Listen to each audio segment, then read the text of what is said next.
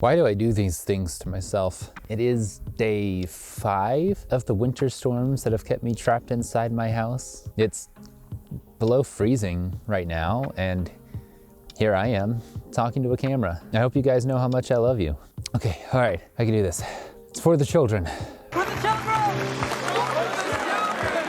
In all seriousness, this isn't that bad. I used to live in Oregon where we saw temperatures and weather like this on a daily basis in the winter and for a month or two before and after. Granted, I've lived in Tennessee for the last 15 years, so I don't know how much of my Oregon blood is left in me. But once again, I won't be spending too much time on this video. There's not much to go over in this chapter anyway, so let's get started. Welcome to Lessons from the Light Thief, where today we'll be going over chapter 15 and the delivery of exposition. As you know, one of my pet peeves is poorly handled exposition, especially when it's put in at the beginning of a novel, and that's the first thing you see is this long backstory about the world, its history, and the characters. You would be very hard-pressed to convince me that this is a good idea in 99% of novels that exist, at least in modern times when readers have shorter attention spans. Exposition is pretty much always best handled in small bits. As such, the author is charged with finding creative ways to give exposition, and typically in little bits and pieces. I'm so conscious of this that I have been accused of not giving enough exposition in my books. I believe that I give just enough here and there that if the reader is paying attention,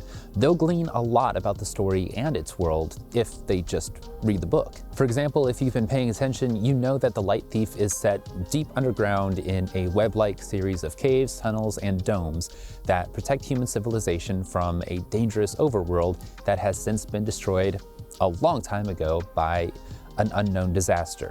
And then once you add in all the information I've given so far about the totalitarian Lightbringers, if that's not enough information for the reader, at that point I would go so far as to call it my personal voice and the way that I write, choosing to focus on character and story rather than the setting and the backstory. However, there does come a time in most books where exposition needs to be delivered to give context to current events. I waited for 14 chapters to do it in The Light Thief because I didn't want the reader to have an excuse to slow down and stop that early on before they've been given a chance to be hooked into the story. And my reasoning was, if they're not hooked by now, they never will be, so now's the perfect time. It's also when this background information became most relevant, so I don't think there was any point before or after that I would have put this exposition. And then when it comes to delivering the exposition, I choose to do a lot of that through dialogue because it's genuine. It's not forced upon the reader in a way that takes them out of the story. It's given in a way that maintains a lot of the conflict in the story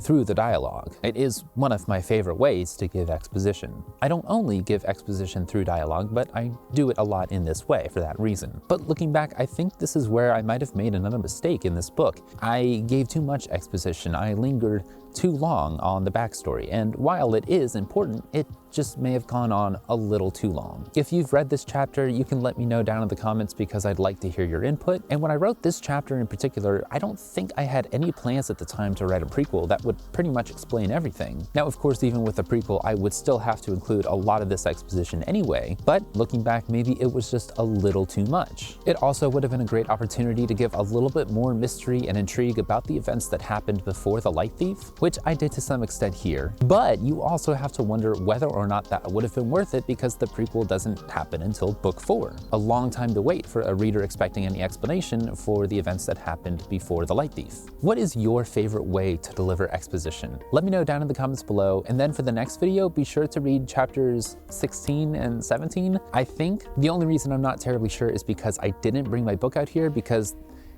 there's nowhere to put it. But that's gonna do it for me today. Thank you again for watching. My name is David Webb, and get some writing done.